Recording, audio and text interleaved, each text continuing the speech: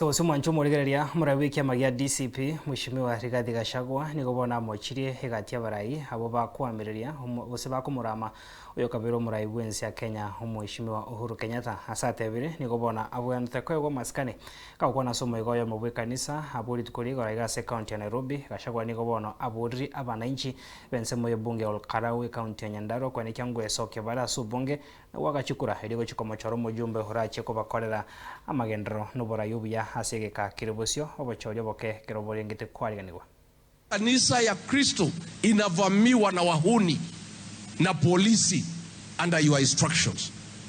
Pale Mweki PCA wahuni na polisi walivamia kanisa la Kristo. Pale Kariobangi PCA wahuni wakisindikizwa na polisi wamevamia kanisa ya PCA. Pale ACK Wetima Church 12 police officers wameumiza Wakristo pale kanisani. Hiyo maneno yote William Ruto wewe ndio umepanga. That is where we have a problem. Pale Olokalau nomination inaendelea, watu wamejitokeza maelfu. Kumeendelea uchaguzi, haijaonekana hata IBC inatakiwa ikuje isome kwetu. Na watu ya Kalao watachagua mjumbe wao leo. Second Deputy President, tunakuomba vile umeambiwa na Maina, uendelee kushikanisha the opposition.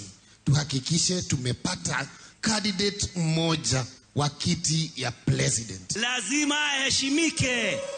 And we want to tell anybody and everybody that we are ready to defend President Uhuru Muigai Kenyatta. Na tunasema hata kama rais amestaafu ni Mkenya, ana haki zake za kikatiba katika katiba yetu na akona uhuru wa kuzungumza, na kwa hivyo hawezi kushikwa kama yeye ni mtu ambaye akistaafu hana sauti yoyote.